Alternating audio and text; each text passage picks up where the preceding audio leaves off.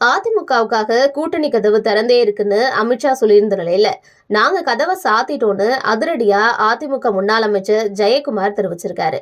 நாடாளுமன்ற தேர்தல் நெருங்கிக்கிட்டு இருக்க சூழல்ல தமிழகத்துல கூட்டணி கட்சிகளோட திமுக முதல் சுற்று பேச்சுவார்த்தையை நடத்தி முடிச்சிட்டாங்க.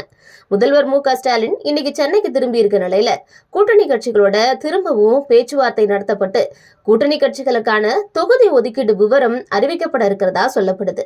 அதே சமயம் அதிமுக, பாஜக ஆகிய கட்சிகள் இன்னும் கூட்டணியை உறுதி செய்யாம இருக்காங்க. கடந்த முறை பாஜக, அதிமுக, பாமக, தேமுதிக ஆகிய கட்சிகள் இணைந்து போட்டியிட்ட நிலையில இந்த முறை தேமுதிக, பாமக உள்ளிட்ட கட்சிகள் எந்த அணியில இருக்க போறாங்க அப்படிங்கிற எதிர்பார்ப்பு ஏற்பட்டிருக்கு. இந்த நிலையில ஊடக முன்னத்துக்கு மத்திய உள்துறை அமைச்சர் அமித்ஷா பேட்டி கொடுத்திருக்காரு. அப்போ தமிழ்நாட்டுல யாரோட கூட்டணி வைக்க போறோம் அப்படிங்கிறது சம்பந்தமா ஆலோசிச்சுட்டு இருக்கிறதாவும், அதிமுக கூட்டணிக்காக பாஜகவுடைய கதவுகள் திறந்தே இருக்குன்னு தெரிவிச்சிருக்காரு. பாஜகவோட கூட்டணி கிடையாதுன்னு அதிமுக தலைவர்கள் சொல்லிக்கிட்டு இருக்க நிலையில அமித்ஷாவுடைய இந்த பேட்டி பரபரப்பை ஏற்படுத்தி இருந்தது.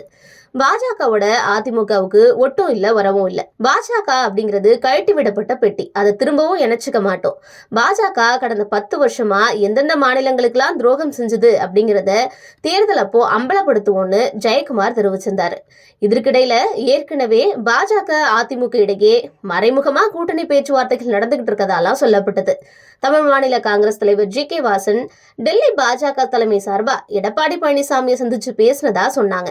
ஆனா உள்துறை அமைச்சர் அமித்ஷா பேட்டி கொடுத்து அதிமுக முன்னாள் அமைச்சர் ஜெயக்குமார் தஞ்சாவூர்ல செய்தியாளர்களை சந்திச்சு பேட்டி கொடுத்திருக்காரு.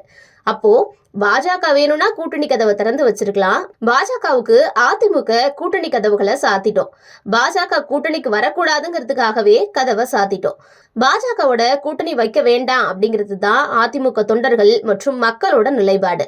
அண்ணாமலைய நாங்க ஒரு பொருட்டாவே மதிக்கல, அதிமுக முன்வச்ச கால பின் வைக்காது அப்படின்னு முன்னாள் அமைச்சர் ஜெயக்குமார் குறிப்பிட்டிருக்காரு.